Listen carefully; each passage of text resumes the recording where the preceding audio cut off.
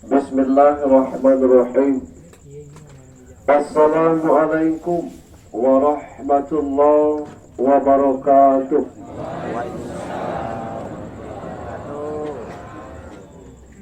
Innal hamdalillah alhamdulillahilladzi anzala as-sakinah fi qulubil mu'minin liyazdadu imanan ma'a imanihim walillahi junudus samawati wal ard wa kana Allahu aliman hakiman.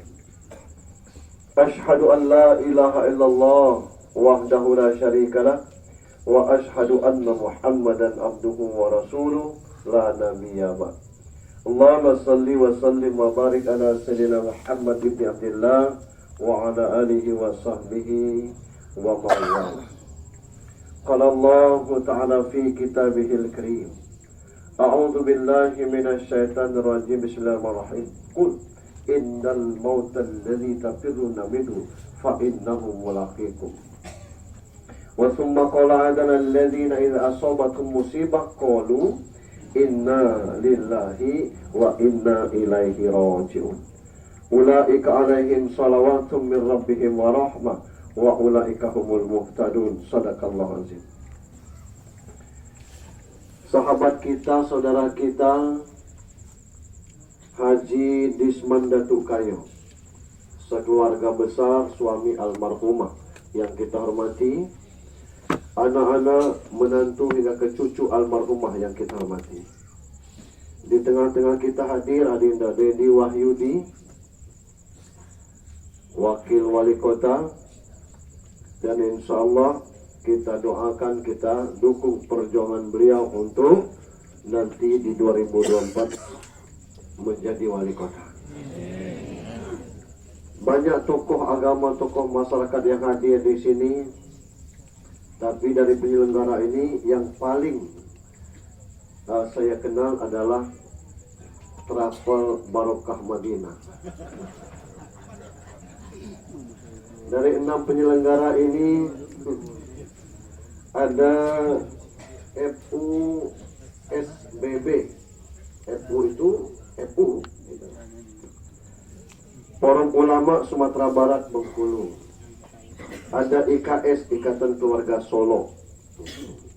Ada pengurus Jamaah Masjid Al-Munawwarah Pasar Melintang.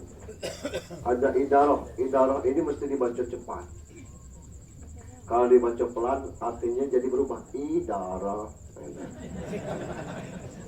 Ada WA seperti subuh.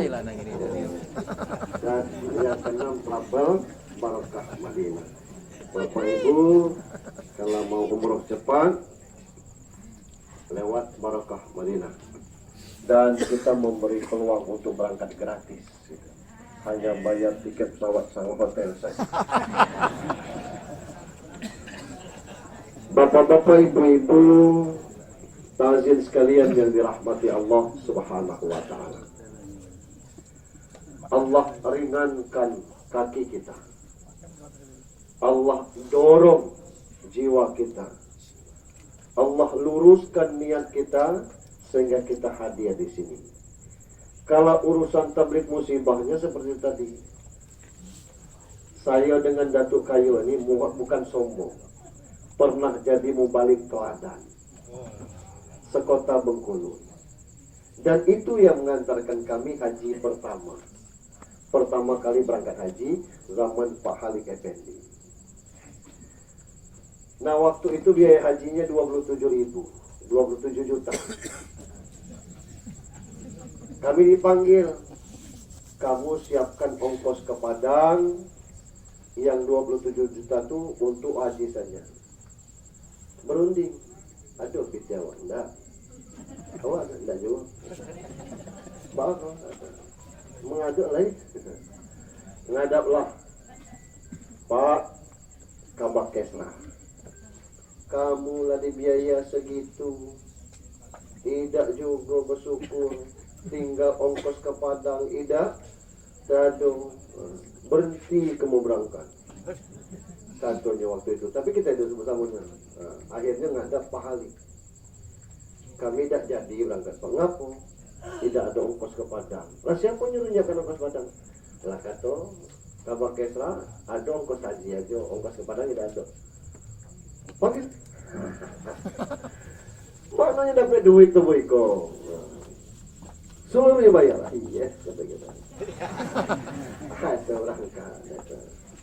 Nah yang luar biasanya, walaupun berangkat pertama haji waktu itu, dia pernah jadi imam di Masjid Nabawi.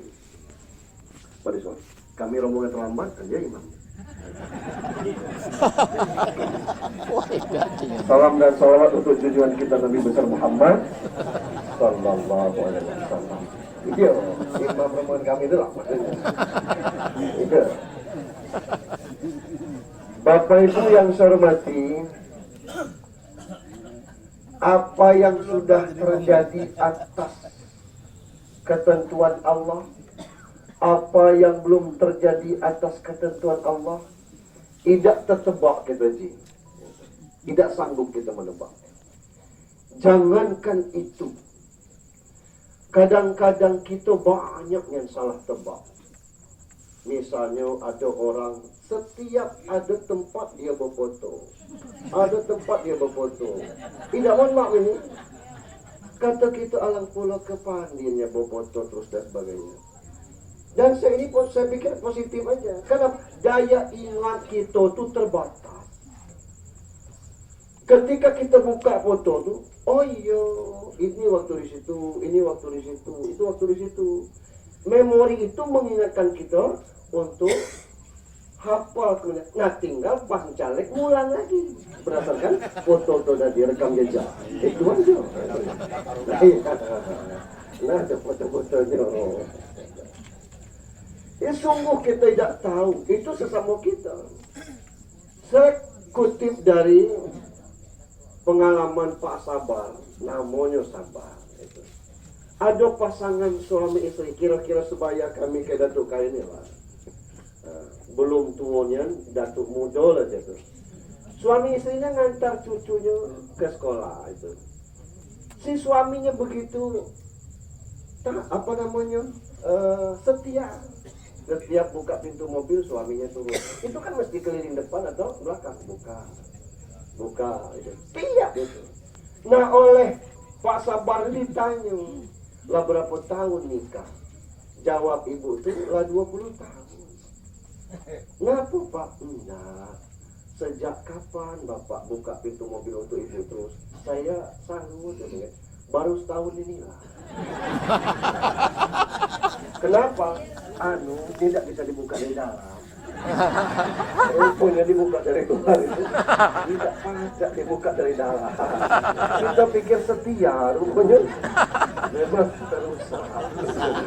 Nah, ini kan kejadian di depan kita dan kita tidak sanggup melihat itu, apalagi ketentuan Allah Subhanahu wa Ta'ala. Maka tidak usah ceramah kita panjang-panjang. Pertama, masalah kematian. Yang kedua nanti, untuk keluarga yang ditinggalkan.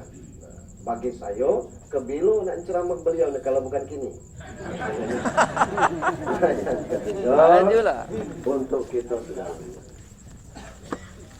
Begitu mendengar ada berita kematian, baik dari sosial media maupun dari kabar langsung atau telepon, spontan mulut kita mengucapkan inna lillahi wa inna ilaihi raji'un. Dan insya Allah kita hafal inna lillahi, itu artinya sesungguhnya kita ini milik Allah. Wa inna ilaihi raji'un, dan kepada Allah semuanya akan kembali. Saya sering mengatakan ini sepaket. Paketnya inna lillah dengan wa ilaihi raji'un. Jangan diambil paket-paket, seluruhnya ambil paket lengkap gitu. Ada yang innalillah saja. Apa innalillah? Mengakui bahwa kita ini milik Allah. Dan bagi Islam ini sudah terang benderang Allah sampaikan, lillahi ma fis samawati wa ma fil ardh. Milik Allah segala yang di langit dan yang di bumi. Yang punya kita apa? Kita ini oleh Allah dititipi. Ada berupa jabatan, bukti legal formalnya dilantik dan ada SK untuk itu. SK inilah yang melegalkan yang demikian. Kita punya istri, tidak boleh orang ganggu karena ada legal formalnya buku nikah. Gitu. Ada yang tidak ada buku nikah, itu nikah siri. Gitu.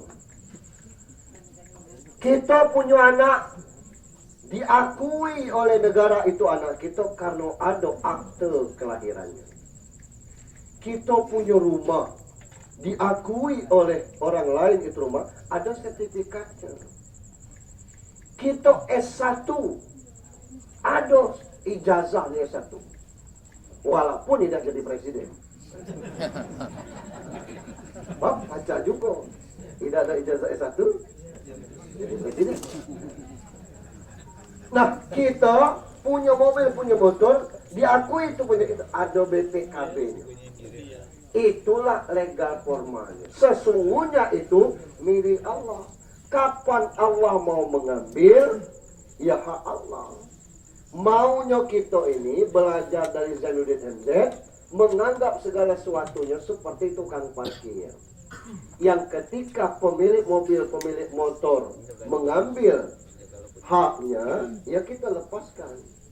Model itulah inna lillah itu. Dan ini sudah Allah MOU-kan kepada kita. Mulai dari alam ruh. Alastu birabbikum.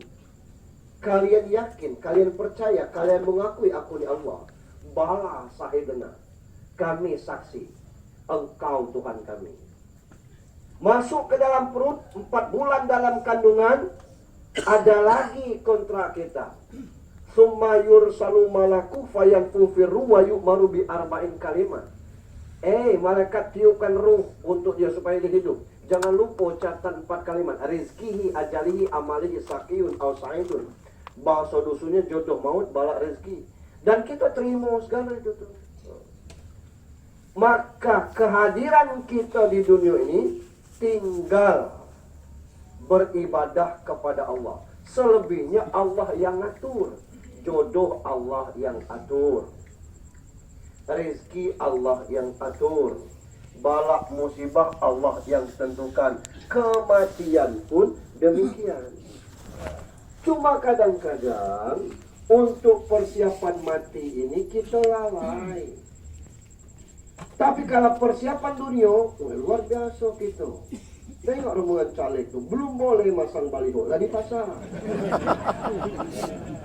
Akhirnya dibuat. Baru kampanye, pasang lagi. Dan luar biasa. Pernah saya kan ceramah saya viral itu, ada yang balihonya itu, ya Allah, 2 kali papan tulis lebarnya. Orangnya jelas, baca namanya jelas. Kita bangga orang sanggup menempa itu tuh.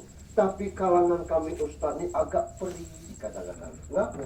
Harganya tak baliho sebesar itu tuh lebih besar daripada honor ustaz. Lanang ini. Harus lembar atau aja sampai.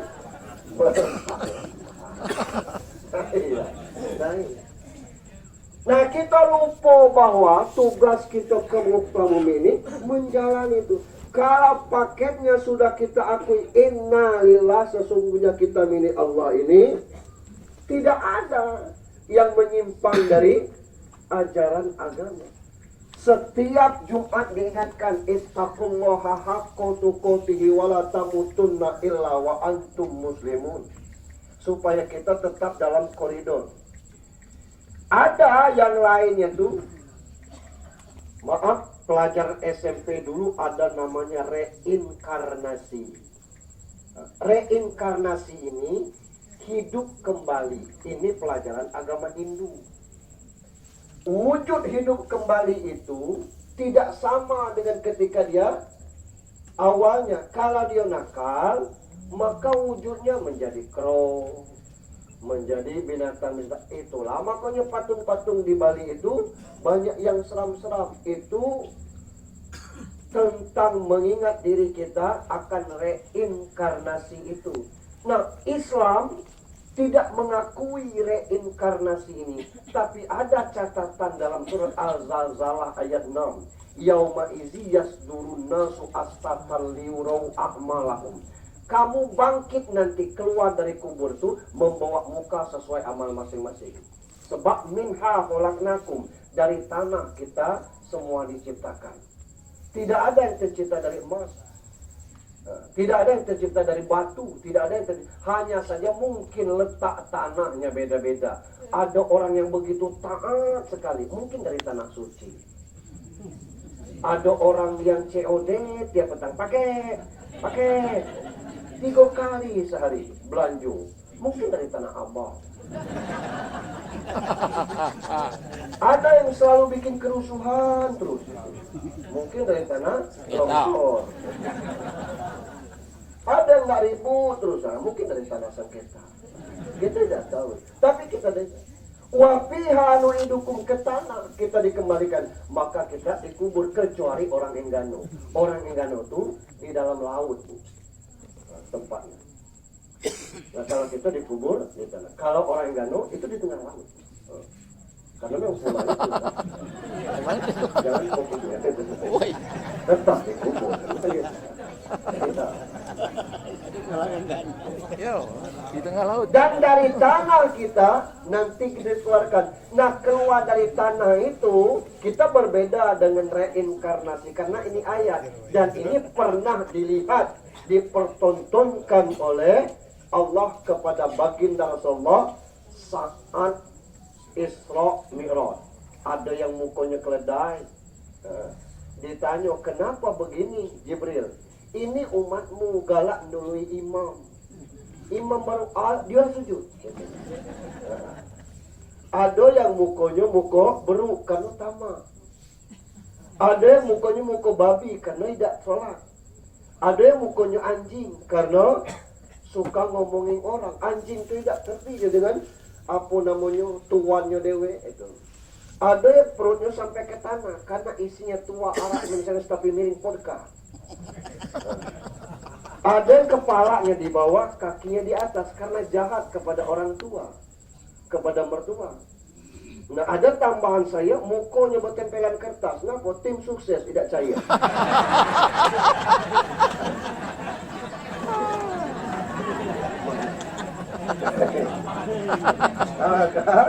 Tinggal kita. Selama kita menjalani ini sesuai dengan syariat Islam, insya Allah akan kembali kepada Allah, wa ilaihi roji'un. Maka itulah ada kematian husnul khotimah, su'ul khotimah. Kematian dengan cara jalan yang baik dan kematian yang buruk. Macam mana supaya paket ini bisa kita ambil? 3 syaratnya. Ini baru ceramah, yang tadi pembukaan. Untuk supaya innalillah wa ilaihi roji'un, yang pertama salimul akidah, luruskan betul akidah. Ketika kita berla ilaha illallah, seriusi itu.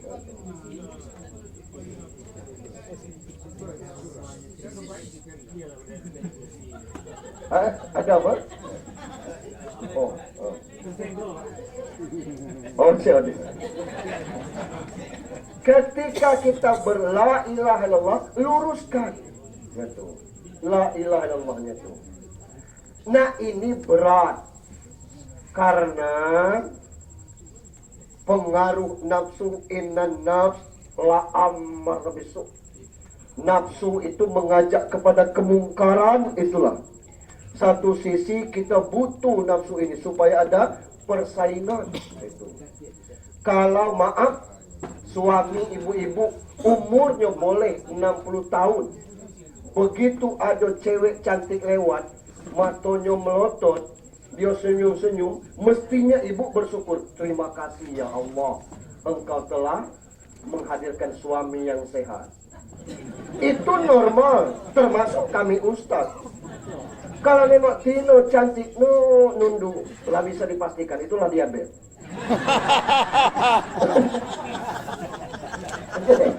Kalau hal-hal yang normal nggak usah kita pusingkan itu tuh untuk hal ini, selagi itu tidak bertentangan dengan syariat. Nah maka salimul akidah, lurusnya akidah itu bagaimana kita bertauhid dengan benar. Dahulu zamannya yang menentukan. Saya sering cerita, orang Jawa dulu kalau berdoa tiga yang dia minta. Duh Gusti Allah nyuwun pangapura. Duh Kanjeng Nabi nyuwun sapangan. Yang ketiga dunyai roro kidul njaluk slamet. Dulu kini enggak dia. Karena dia tahu roro kidul itu Nabi bukan. Dia berilmu siapa? Makanya kita juga dulu kalau nak merantau tuh tebal dompet tuh belum tentu duit, jimat. Macam-macam bentuknya. Banyak sekali ucap yang diajarkan guys. Kalau kita nak pergi ke kantor yang kita cemas, kantor itu ada ucapnya tik darah ujung jatuh. Naik kalau darah tik turun ke mana? Barang ikut surah hak kata Allah. Dulu. Lagi ini tak ada. Baca itu lagi itu. Sama saya sering ngomong kalau ada Tino dulu saya sombong. Jangan main-main, ada ucapnya. Cici burung ke cici kutanak minyak burung contoh kasih. Terbang kau ke masyarakat. Ketemu siapa sedang tidur, teringat padaku. Ketemu siapa sedang makan tekucian suap dari tangan, teringat padaku. Ketemu siapa sedang mandi terlepas makan dari badan kata Allah.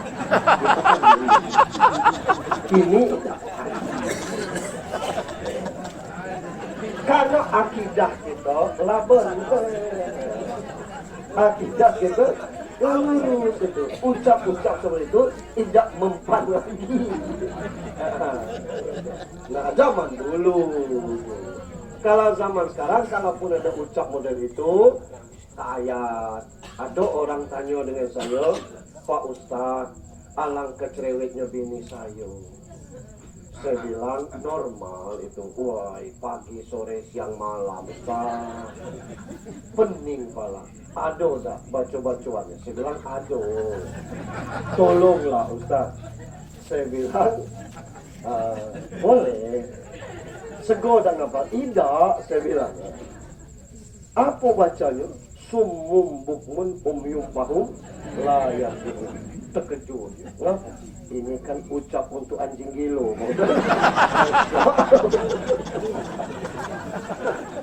Nah, saya bilang kalau lam repet terus ucapkan itu juga. Ya, itu pentingnya. Itu ucap. Saya pikir ada teknik yang paling bagus mungkin. Ditutup mulutnya dengan ATM. Insyaallah diam. Saya ingin menyampaikan betapa pentingnya akidah itu benar lurus. Ada satu kisah di Mekah, orang berangkat haji. Ini dulu belum ada bank itu kan. Jadi duit yang ada sebanyak itu dibawa. Dia bingung, macam mana duit banyak ni? Kata orang sekamar tu, titip di tempat ada tempat meetingnya. Ada syekh yang alim, ada taat. Berapa persen mu? Tidak pakai persen-persen, tidak pakai bunga-bunga itu tuh. Dia memang tempat penitipan. Akhirnya dititip di situ. Dia titip di situ. Ulama itu yang nitip itu senang itu. Begitu dia selesai haji, dia nak ngambil. Begitu ngetuk rumah yang keluar nak mudu. Dia tanya, mana bapak kamu? Maaf, bapak saya 2 malam yang lalu meninggal. Kawat. Ya Allah. Kenapa Pak? Saya dapat titipan nitip di sini. Saya tidak balik, kan? Nah itu yang jadi masalah. Bapak kami tidak ngasih tahu di mana tempat dia tuh. Pening bapak ini kan cukup banyak. Dia cari-cari informasi. Ada tidak tempat? Ketemulah dengan orang yang alim yang ngomong gampang itu tuh. Kalau kau memang punya titipan di situ, kau panggil ruhnya di sumur Zam-Zam. Dulu belum tutup sumur Zam tuh. Jam 12 malam kau sholat hajat selesai kau panggil. Kalau dia matinya husnul khotimah, itu nanti dia akan menjawab. Dia laksanakan sholat 2 rakaat. Selesai, dia pergi ke sumur Zam-Zam. Hai Fulan bin Fulan, diam. Hai Fulan bin Fulan, diam. Hai Fulan bin Fulan, diam. Tidak berbunyi. Ya Allah, diprank aku nih. Tidak jawab. Besoknya ngajak. Tidak ada yang jawab. Kata ulama, inna lillahi wa inna. Kenapa? Husnul khotimah kalau dia di sumur Zam-Zam. Kalau tidak yang jawab, berarti suul khotimah dia mati. Coba kau pergi ke Yaman, di situ ada sumur Burqud katanya. Kau buat acara yang sama, kau panggil ruhnya di sumur Burqud. Dia pergi ke sumur Burqud itu. Selesai sholat hajat, dia panggil. Hai Fulan bin Fulan, jawab dia. Aku di sini. Ya Allah katanya, aku dah nitip duit dengan kau. Iyo, di mana duit itu? Di bunker belakang dapur sekitar kedalaman 1/2 meter. Weh, sebelum aku balik aku nak bertanya ngapo sampai kau mati suul khotimah. Ngapo model ini? Saya punya adik perempuan cerewet nian. Tiap pagi, tiap sore minta duit, minta rezeki. Akhirnya aku marahi. Sejak itu dia tidak pernah berani lagi ke rumah. Dan konyolnya aku tidak tahu kapan aku mati. Aku belum sempat akur dengan adik aku tuh. Nah ini kalau kita tidak beriman kepada Allah, memutuskan silaturahim dengan saudara kandung, apalagi dengan caleg, itu lo kayaknya dapat gitu. Hati-hati gitu, itu hal yang demikian. Jadi tidak mudah untuk berla ilaha illallah itu, luruskan betul akidah, sebab segala sesuatunya sudah diatur oleh Allah Subhanahu wa taala. Yang kedua, sahihul ibadah, ibadah yang benar gitu. Kita sholat itu sudah diajarkan Nabi. Solu kama ra'aitumuni usolli. Kita ini yang cerewet. Gitu. Ngapa cerewet? Begitu balik dari Isra Mi'raj, Jibril turun. Muhammad ikuti saya, ini sholat zuhur. Muhammad ikut. Jibril diam, Rasul diam. Ini sholat asar, Jibril diam, Rasul diam. Ini sholat maghrib, 2 rakaat berbunyi, 1 rakaat diam. Ikut. Isya 2 rakaat berbunyi, 2 rakaat diam. Subuh 2 rakaat berbunyi. Rasul mengajarkan kepada sahabat, zuhur diam, sahabat diam. Maghrib berbunyi 2 rakaat, 1 rakaat tidak, sahabat diam. Sahabat mengajarkan tabi'in itu. Giliran kami ustaz ini ditanya, kenapa zuhur diam? Maghrib berbunyi nih. Nah, kita jawab, dulu Nabi itu dikejar-kejar oleh kafir Quraisy sehingga tidak ketahuan. Nah sekarang dijawabnya, kini kan tidak ada lagi kafir Quraisy, nggak masih diam nih. Nah kan dari balap udah ini. Nah maka sedemikian sudah diajarkan Jibril, Nabi tidak bertanya, nah aku jamaah bertanya. Nah itu tinggal tugas kita beribadahlah yang benar. Kita yang lanang ini luar biasa. Ngapa? Al-Munafikun ayat 10. Rob laula akhortani ila ajalim karim fa asaddaqu aku minasol. Kalau dia salat Jumat itu terrealisasi segala itu. Rob tunda kematian kami karena kami tidak bersedekah. Ngapa? Hari Jumat itu ada celengan beredar. Cuman kita yang tidak galak bawa duit. Tidak masalah kita bawa duit 100 asal ikhlas. Daripada 2000 ngerutut. Selesai masukkan duit celengan. Kalau masjid-masjid Lamu itu berserak buku Yasin ditaruh depan tuh. Kita tidak membaca. Bagi yang tidak baca Yasin, ada yang sholat sunat, ada yang azan 2 kali, ada qabliyah Jumatnya, ada ribut di YouTube tuh. Tidak ada qabliyah Jumat. Kata Rasul antara azan dan qomat ada sholat sunat. Silakan saja. Yang sholatnya azan sekali, silakan. Yang azan 2 kali, silakan. Ini kan amal soleh galau. Dikasih kesempatan kepada kita untuk hal yang demikian. Luar biasa kita.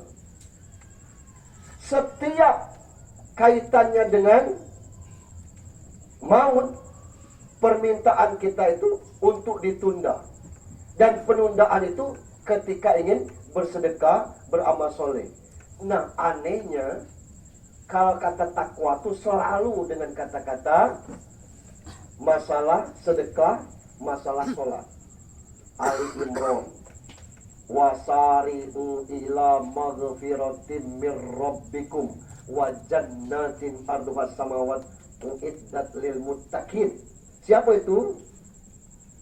Siapa yang masuk surga yang luasnya seluas langit untuk yang bertakwa? Siapa mereka? Alladzina yunfikuna fis-sarra wad-dharra, mampu menyedekahkan rezekinya waktu lapang, waktu sempit. Alif lam mim zalika kitab la raiba fihi hudal lil muttaqin. Siapa itu? Wa mimma razaqnahum yunfikun. Berkaitan dengan rezeki. Nah, kita sudah bersedekah dengan benar, artinya tinggal kita jalani ibadah. Almarhumah sudah meninggal, tinggal anak-anaknya berbuat ini. Yang ketiga, matinul khuluq, akhlak yang baik. Kita sekarang zaman serusak-rusaknya akhlak. Di SMP titik-titik ada anak magang. Kalau dulu namanya PPL. Anak PPL itu mahasiswa dari universitas titik-titik. Setiap ngobrol di pintu SMP itu, panggilan sesama dia tuh anjing. Kamu bunuh kan itu anjing. Oh anjing. Yang dipanggil tuh jawab pula, sabar anjing. Model mana kita bahasa model? Lah kelas mahasiswa, lah PPL tuh di atas semester 3 itu tuh. Lah tuh anu nikah dari SMA 4 anaknya tuh. Manggil kawanannya anak SMP biasa, wah itu anjing. Yang dipanggil tuh ada cepet dikit anjing. Sama-sama anjing. Tidak ada akhlak kita sekarang dari tata bahasa. Apa sebab? Karena kita sudah dibatasi oleh undang-undang yang tidak sesuai dengan Islam. Kata Islam, ajar anakmu sholat umur 7 tahun. Umur 10 tahun tidak sholat, pukul. Jangan cuma pukul anak gini. Ke polsek gitu. Dulu kalau ada mahasiswa atau siswa rambut panjang SD, SMP, SMA menutupi rambut tanpa pamit, guru boleh kau nih red jadi jabalan kau. Karena memang gak lemok nengok orang rambut gondrong tuh. Kini jangan cuma-cuma. Selesainya. Kalau guru sudah tidak diberi peran ruang seperti itu, orang tua dibatasi, maka jadinya seperti ini. Ini tahun 2023. Kedepannya kita tidak tahu. Mereka diajari oleh Android masing. Nah, maka akhlak kita sekarang sedang rusak seperti itu. Macam mana caranya? Nah, ini kita kembalikan kepada pemilik akhlak yang agung, yakni baginda Rasulullah sallallahu alaihi wasallam. Ini syarat untuk innalillah wa ilaihi rajiun husnul khotimah. Lepas daripada itu, jangan salahkan Allah kalau kita su'ul khotimah. Bagian yang kedua untuk keluarga yang ditinggalkan. Kalau perempuan sudah menikah, kunci segala dari perempuan tersebut adalah hak suaminya. Maka itu ada batasan-batasan, ada kebolehan, ada ketidakbolehan. Kalau suami yang bekerja, istri tidak bekerja, maka untuk bersedekah kepada siapapun mesti izin suami, itu yo. Tapi kalau istri bekerja, dia punya gaji juga. Kalau nak bersedekah kepada siapapun, kepada suami dia pamit, itu sekedar formalitas, menghargai suami. Karena itu gaji dia. Nah, ini koridor untuk hal demikian. Akan tetapi ketaatan tetap, karena surga bagi istri di bawah telapak kaki suami. Maka taat. Tentang macam mana, berapa besar penghasilan suami, istri tidak wajib tahu. Saya pernah ditanya, apa iya Pak Ustaz? Istri ini tidak boleh tahu penghasilan. Tahu boleh. Tapi berapa penghasilan suami, tidak usah istri nak cerewet. Misalnya 7 juta, 8 juta. Yang penting nak ke BIM 3 kali seminggu ada duitnya. Nak ngecot ada duitnya. Itu baik. Nak ganti skincare ke Cando Himalaya ada duitnya. Tahu kan ibu Cando Himalaya? Gitu. Yang mencerahkan dan nah itu tak usah mengglowingkan. Nah ini ada duitnya. Tentang berapa gak tak usah. Karena pernah saya ceritakan, mungkin sudah saya sampaikan di TikTok saya. Ada istri yang begitu usia dengan suaminya, karena suaminya ngasih dalam jumlah terbatas. Akhirnya ketika suaminya keluar rumah, dia cari duit itu. Nah begitu buka sorokan, bahasa Arabnya al-laci itu. Al-laci itu. Ada duit itu jutaan. Ya Allah, siko apa ini penting. Biasa dah mak. Nah provokator puluh anaknya diambil lah bininya. Begitu suaminya balik, buka, laci kaget mak. Kamu tinggal tadi rumah? Tidak, kan? Kamu tidur tadi? Tidak, kamu kunci rumah? Dikunci, kenapa? Duit ayah hilang. Hah? Berapa? Banyak, jutaan. Ada anak-anak indah, ibu yang indah, tang pingsan lagi. Kenapa? Ini bendahara masjid. Duit masjid. Mana ganti? Nah, dalam posisi ini kan, kadang-kadang kan tidak harus desakan kepada dikasih tahu juga istri ini tengkar. Dikasih tuh, ma kata kita, bu, kalau nyuci ketemu duit di kantong kanan ambil. Kalau ketemu di kantong kiri kasih tahu bapak. Kenapa?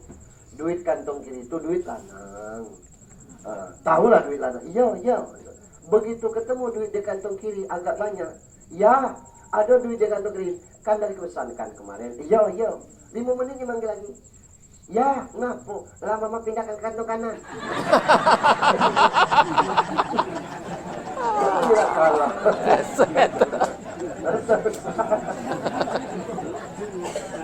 Nah maka keberangkatan almarhumah kata Buya Yul Kamra tadi memenuhi janji kepada Allah. Sebab sudah disampaikan semua rezeki balak jodoh maut.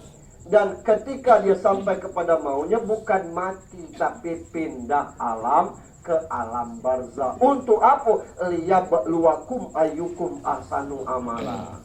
Untuk memperlihatkan siapa yang terbaik amalnya. Kita di dunia ini sama baik. Yang tidak semayang. Kecuali kalau yang banyak berdosa, bentol-bentol, betis itu. Muko, bentol-bentol. Ya Allah, ketemu lah semayang. Tengok bentol-bentol banyak tuh. Mungkin semayangnya sekali hilang satu bentol. Memang tidak ada tandanya, tapi kan tidak ada bedanya. Nah di akhirat itu nanti akan ada bedanya.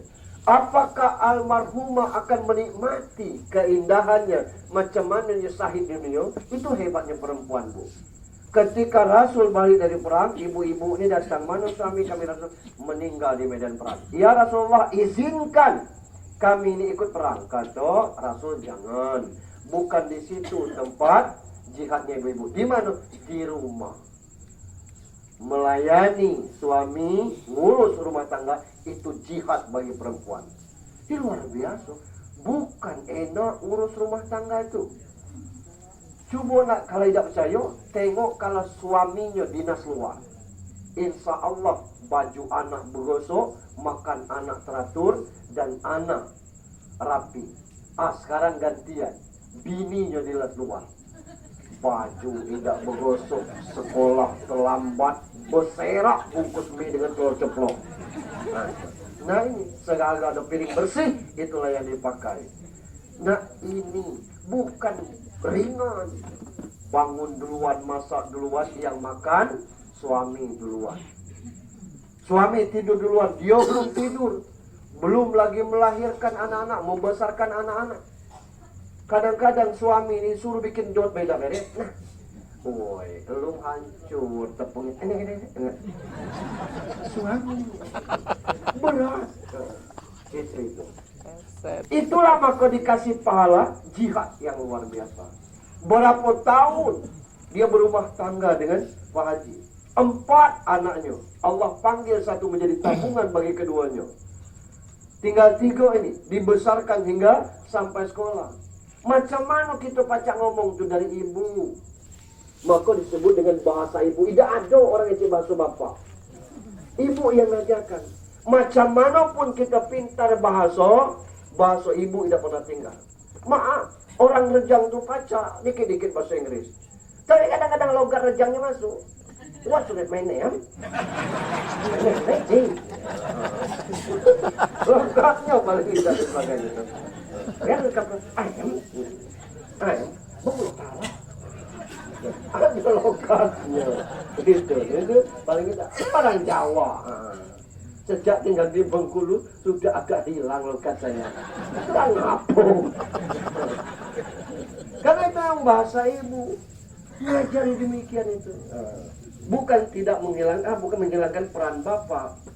Allah menyampaikan anis kurli wali daika, bersyukur kepadaku dan kedua orang tua. Itu. Di mana peran suami di sini?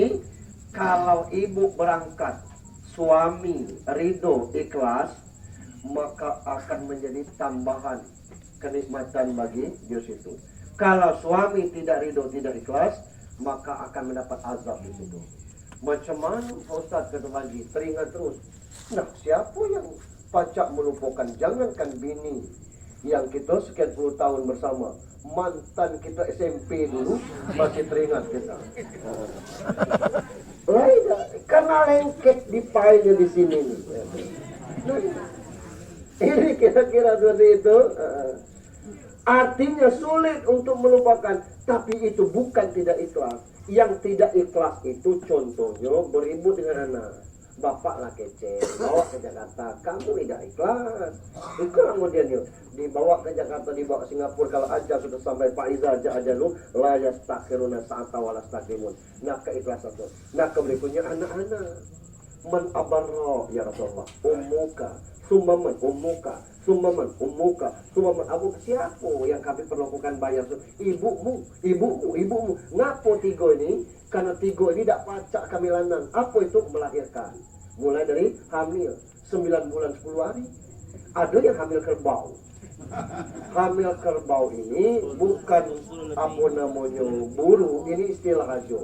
Ngapo? Hamilnya besar, tapi yang hamil itu tenaganya tidak berkurang, makan yang tetap banyak. Bukan dia jadi kerbau tidak, tapi tenaganya tidak berkurang. Cak tidak hamil baik, kerja masih, itu kata orang hamil kerbau. Hamil 10 bulan. Ada yang 9 bulan 10 hari. Ada yang kadang-kadang hidaknya bisa makan nasi. Ada yang sepanjang dia ngidam tuh sakit gigi tuh, ya Allah. Begitu ke dokter, berlubang gigi tuh, tidak. Ya kan mustahil kata dokter sakit saya. Ditengok dokter tahu ciri-ciri. Kalau ibu lagi ngidam ya, tidak bisa bu, obat ini keras. Ini bukan masalah sakit gigi, ini bawaan hamil.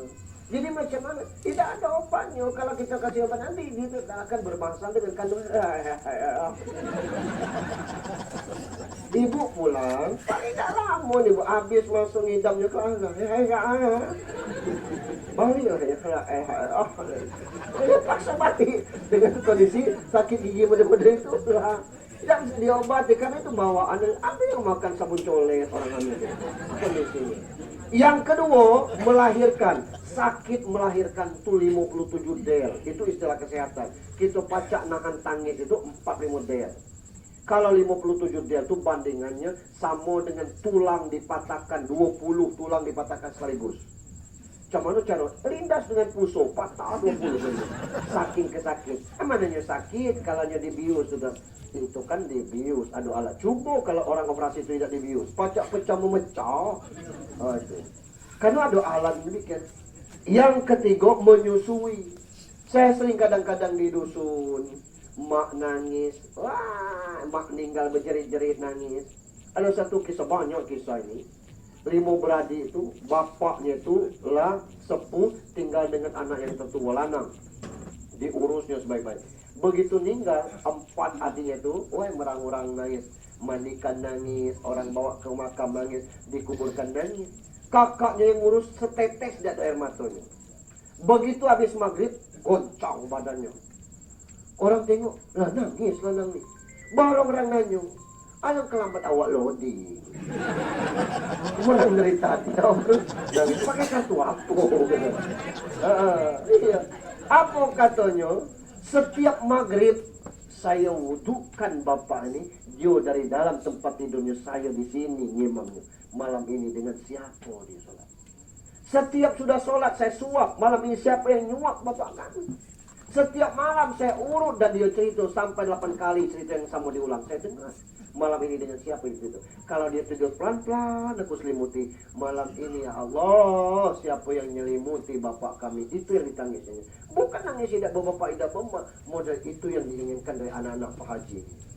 Macam mana kondisi mak itu? Apa yang bisa kita dapatkan? Doa dari anak-anak. Dia tidak butuh pulsa, dia butuh kuota lagi. Cuma butuh doa. Kalau sekedar mendoakan orang tua kita tidak sanggup, luar biasa kita. Kita tidak lahir dari batu. Itulah tugas dari anak-anak. Terakhir, untuk kita yang hadir di sini, kita bakal mati segala. Oleh karena itu Allah kasih tahapan hidup kita. Kita bicarakan dari tahapan yang terakhir baik. Dari umur 35, 45, dari 45 sampai ke 55, 55 sampai mati. Di bawah itu tidak kita ceritakan. Umur 35 sampai 45 itu biasanya orang lama tua. Apapun usaha maksimalkanlah dia. Kenapa? Kalau kesempatan itu tidak mesti harus jadi apa usahakan. Kalau kita bisnis online tekulinya. Daripada salah ngomong online Pak.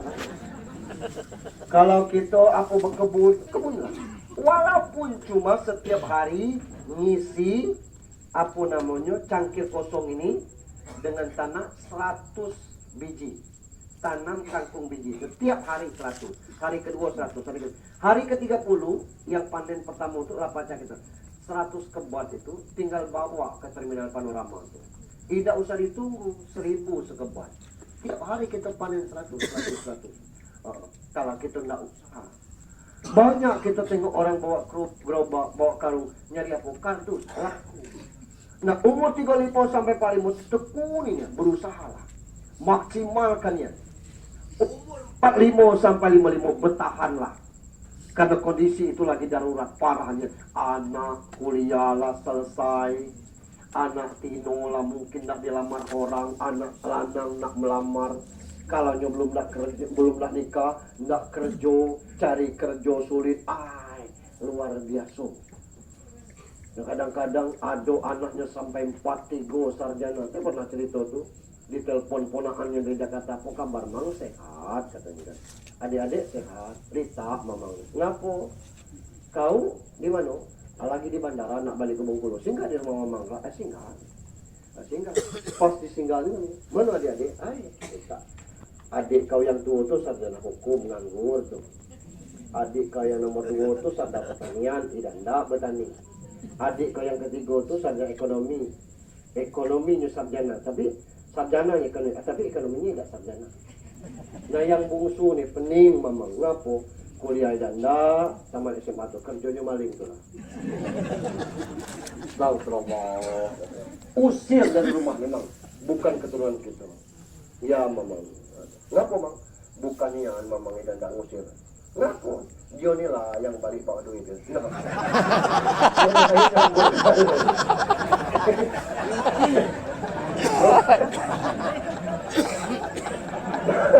Umur 45 sampai 55 tu, wah ya Allah. Ada orang bertanya, cukup tak kalau nak nikahkan anak 25 juta? Apa kata kawan? Nikah dia kau alai. Luar biasa biaya itu tuh nikah. Kita ngomong 50 juta, undang saya itu. Tak berani kita saking besarnya, dan apalagi zaman sekarang cabai lah 100 per pagi tadi. Nah kita harus update Pak supaya tahu kita pengeluaran bini.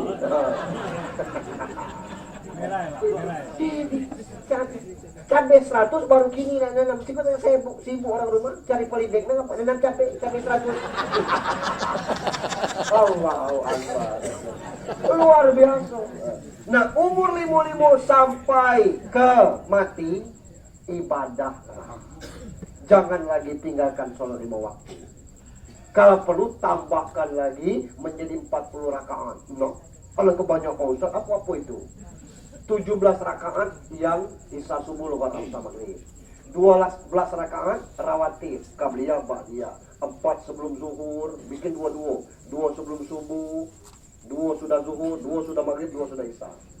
11-nya lagi tahajud dengan witir, pas 40. Karena kita lah tua. Kalau masuk masa tua ni, banyak kendala, hafalan banyak hilang, pikiran banyak. Karena Allah sudah sampai, wa man nu'ammirhu nunakkilhu fil khalq. Allah jadikan kita seperti anak kecil. Maka kalau ada orang yang umurnya sampai 70-80, bersyukurlah, anak-anak lepas lagi, tidak usah kegiatan yang lain, sibuk apalagi, masih nancari. Jadilah so yang mudah-mudah, fokuslah ibadah. Ngapa? Karena mungkin dulu kita tidak sempat duha, kini sempatkan. Dulu kita tidak sempat tahajud, kini tahajud. Aku segonya tahajud. Tidak usah tahajud, sholat malam baik. Iya, apa bedanya? Beda. Sholat tahajud dengan sholat malam itu beda, Bu. Tahajud itu syaratnya tidur dulu. Sholat malam tidak. Apa sholat malam? Sholat taubah 2 rakaat. Habis isya boleh. Kemudian sholat hajat 2 rakaat. Iya, apa hajat awalan tuh Pak Ustaz? Hajat kita minta sehat, panjang umur dalam ketaatan. Jadilah itu tuh. Yang ketiga tutup dengan sholat witir. Kebilo nak tahajud lagi, tak boleh. Kita tahajud, tak usah witir lagi. Itu sholat malamnya. Tidak mesti harus tidur. Kalau umur kita sampai tua, jagolah orang rumah. Karena tidak akan lama lagi, bakal berpisah. Sakit, urus baik-baik. Suami sakit, urus Bu. Masuk angin awak Pak nih. Kerok. Nah, ngerok, iya Allah tuh, kata bininya, tulang galau. Giliran orang rumah sakit, urus. Kadang-kadang lanang nih, pas dia sakit nggak diurus, pas bini sakit, diam kada boleh. Bini sakit urus dulu, anak-anak jauh, waduh, kerokan puluh. Ya Allah nek, ngapo lalu ya gak Allah.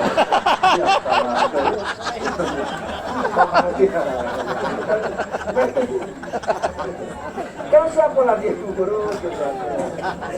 Kalau umur disambangkan oleh Allah sampai tua, coba dicek kawan-kawan SD, masih berapa orang? Cari nomor teleponnya, ditelepon, oi, apa kabar? Siapa kau? Siapa kata itu? La ilah masih hidup kau. Lah kau bayar bawaan dulu kata itu. Bukan aku seorang, kau juga. Wah, semangat hidupnya tinggi lagi. Jadi kau dengan siapa? Tidak. Oh, kau masih ingat. Di mana kau? Situ. Kau yang bercandang, oh maaf Nian, aku bukan tidak bercandang, aku tidak dapat jalan lagi di atas kursi aku. Ya Allah, apa selero kau? Apa kau bawa? Aku selero kau. Begitu sampai ke rumah tidak bawa apa-apa. Kau tadi nanya apa selero aku? Tidak aku bawa kabar, kau makan kabar. Kau tak berubah dari dulu lah. Senang, kawan-kawan SMP tidak banyak lagi. Kawan-kawan SMP kita telepon, semangat hidup kita gitu. Jangan nunggu lagi musibah kita nak kumpul itu. Yang keempat, kalau sampai masa itu, apapun penyakit terima lah. Tidak pacak bertegak sakit kalau lah olinya lah pura. Sabar-sabar banyak. Kemudian kendala hadapi sama-sama. Nah ini Allah kasih kita umur, belum tentu orang yang sampai kepada masa tua semuanya. Almarhumah baru umur 53. Sebaya dengan aku nih, agak was-was juga. Ya kita tidak tahu tentang masalah umur atau karena mati adalah rahasia Allah Subhanahu wa taala. Banyak yang 54, 55 sampai 60. Itu. Ada juga yang 52, 59 itu tinggal sebulan lagi kalau sama dengan umur almarhum. Nah kita tidak tahu. Kesempatan ini mari kita mantap. Saya pikir demikian, 1 jam lebih kurang dari penyampaian ini. Malam besok masih diharapkan kita. Saya izin besok ini karena ada acara di Kepayan, walimatul urus atas akad nikahnya Edward Samsi. Ya, jadi ya, itu malam besok. Saya pikir demikian, mohon maaf. Mari kita sudahi dengan sama-sama. Haji belum kebagian tadi kan? Sambutan sudah. Doa? Oh sudah.